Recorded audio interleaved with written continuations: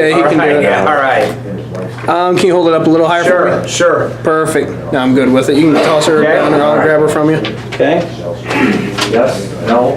Let's see. Yeah, I just want to grab a bite. Good. Good, I want to make sure I got it right. Good. Let's get this one set up. I called Trent Downey. Old age, man. It's all right. It sucks. That's Editing will do wonders. Ready? Yes, we are. We are good to go. Running. We're good. Ready?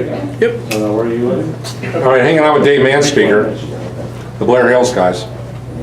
It's the Blair, he lives in Blair Hills. I did not know that. I do live in Blair Hills. I am a neighbor of Paul's. Matter of fact, when we moved into the house, the boys came up and helped us carry some of my. That's right, and my he stuff. attends the church that I attend, so we have some religious affiliation Yeah. and neighbors. All right, let's just talk back. One of the early parts of the book we're going to start with, and it's the word, the Penn way.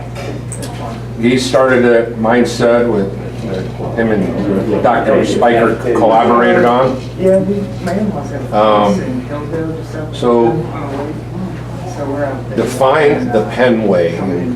Well, I have a very unique perspective because I did not grow up as a PHM student. I moved into Penn High School my junior year from Chicago. I played at another high school called Glenbard East, which is in the western suburbs of Chicago, and its nickname was Drug Bard East. And although it had a football team, it wasn't a celebrated team. They didn't have a lot of the tradition. So moving into the Penn system as a junior and playing my junior and senior year for Chris and Donnie and Wally Yeoman and Dave Geyer, these great, it was like night and day. And it was the first time that I'd ever seen Mohawks. It was the first time that I had guys that actually embraced the game. And there was a passion, zest, and zeal that I've never seen in my life there. And you want to talk about family. Right when I moved in, I had a bad case of tonsillitis. Dave Geyer, one of the legendary wrestling football coaches, took me under his wing and took me to a clinic. I didn't even have a doctor in the town at that moment, and he actually drove me to his own family physician. And right from then on, I was hooked into the Penn program. You're now teaching in the Penn program. You're also an assistant coach. Your boys are part of the athletic Tradition. landscape. So, you're keeping on with the whole Penn family thing. You eat it, drink it, and sleep it. I do. I've got another perspective. I worked my way up. I was 11 years as the head coach at Grissom Middle School, which is one of the feeders that feed into Penn. I was a freshman offensive line, defensive line coach for 6 years, and then I've been on Corey's staff for the varsity staff for the past 12 years. So I've had a real unique by having to, I call, work up the ranks.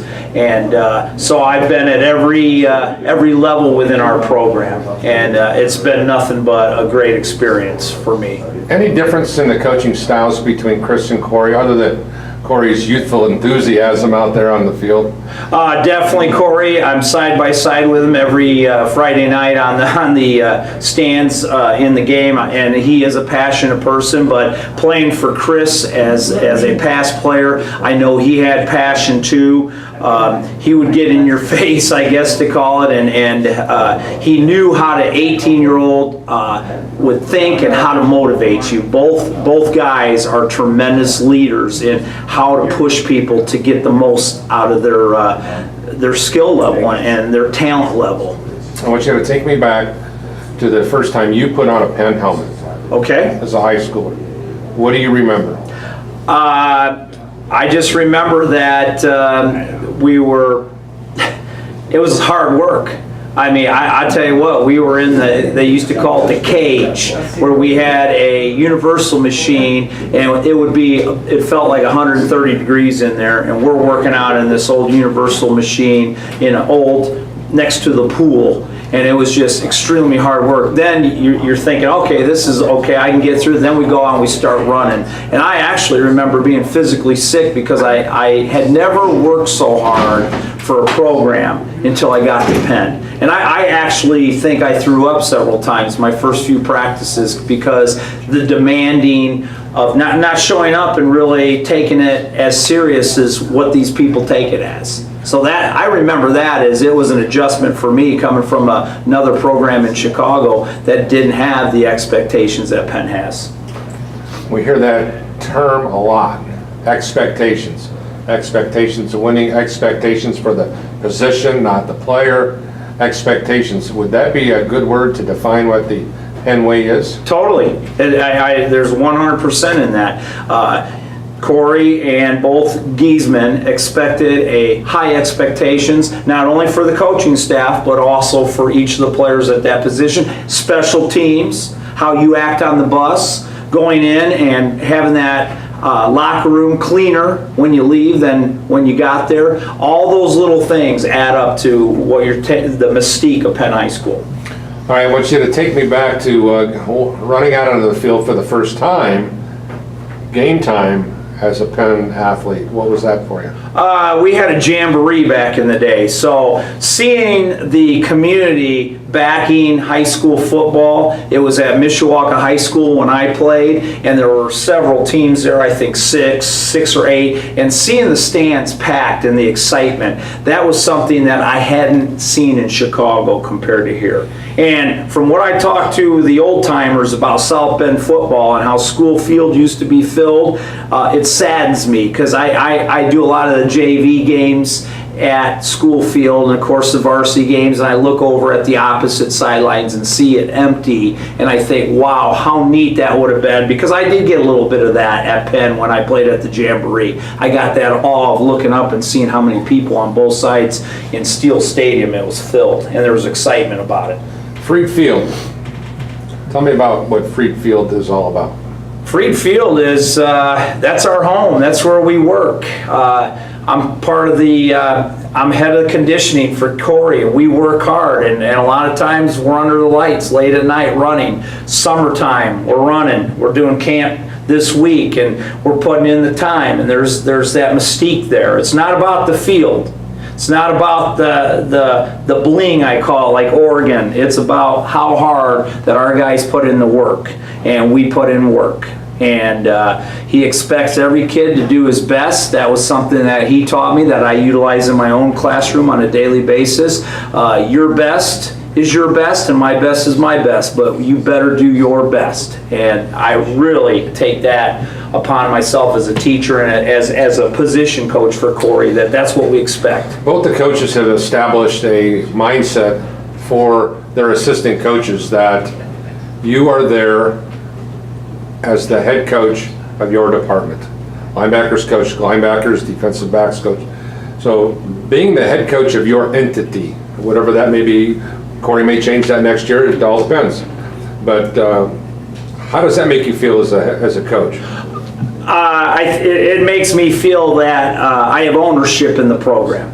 I currently have been a position coach for D-line for Coach Corey. I coach outside linebackers now. I'm in charge of the kickoff return team and the hands team. And he has probably single-handedly giving every bit of knowledge that I have in football. He has really coached me up, but he has also let me go and said, this is it, this is the expectations. And I have a funny story about that because I'm in charge of the punt with personnel on punt return. We were playing Ben Davis the last time we were here, and we stopped them on 4th down, but we had an extra player on the field that didn't come out, and basically Ben Davis got another 1st down out of it, and they had 4 tries to win the game, and luckily they didn't win the game. And later that night, Geese sees my father-in-law at the casino and says, you need to bring your son up here. And he's like, what are you talking about? He goes, that is the luckiest man possible, because Corey, if we would have lost, that man probably would have been up here gambling with me. It was unbelievable. So yeah, there is pressure, and there's pressure to be placed on us as an assistant, but by God, he has complete 100%, in what we're doing, because he expects we know what we're doing. right, what's it like to coach your own sons in the same program that you grew up playing? I've been very blessed in that department. I've had 2 sons, and they've gone and played on 2 state runner-up teams. I will tell you, from a father's standpoint, it's the most difficult situation you could ever imagine, because you want the best for your kids, but you can't play for your kids. And I'm an emotional guy like Corey. I played, I controlled my own destiny, and when it's your own kids involved, you can't control it. And honestly, my youngest son got beat out, and it was probably one of the hardest things, because to separate being a father and his position coach is one thing, but you had to go with, and basically what Corey is we're not here for favoritisms. We're here for the program. Program comes first, and that was tough. I won't lie to you, but it was also rewarding, and I think there's a lot of lessons to be learned on that. All right, so I want you to share your funniest Penn moment, whether it be with players or coaches.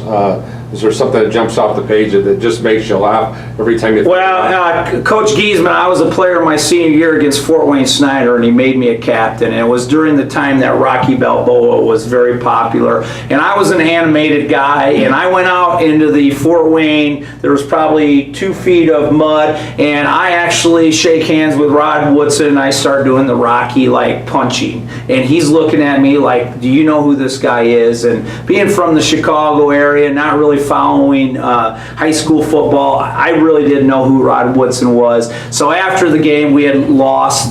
Those African Americans at Fort Wayne Snyder were going, man, Coach Giesman, you got some crazy dudes, because that guy, that little short guy that was a defensive tackle, he must be nuts because he's doing the Rocky dance. And he didn't care who we were. So that's kind of, every time Chris Giesman sees me, we still laugh about that. He asked me if I do the Rocky dances, and I don't for Coach Corey. No, I don't do that anymore. All right, the serious moment in Penn football history was it, I don't know, senior day with the boys, or was it winning a state championship? I mean, what serious moment was losing a friend in the name of Ben Piotrowski, who I had coached from the time he was at Grissom, freshman football, also a starter for me as his position coach. Corey had called me in the middle of the night, woke me up, and said that Ben had passed, and he was 27 years old. And reflecting on everything that Penn football is, I've gotten a special relationship with Piotrowski family, and I can honestly say that I watched being his coach. I saw him become a man, and then I became a mentor to him in football because he coached. He got into our program, and then I got to know him better as a person and play golf and knew his family. And so when he passed, it really put everything in perspective for me, because that was by far the hardest thing in my life, is to have a past player of mine who I was so close to and mentor pass so young.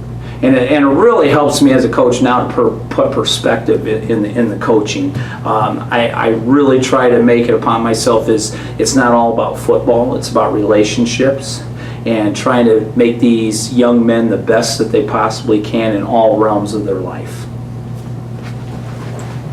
Sweet. Soundbite.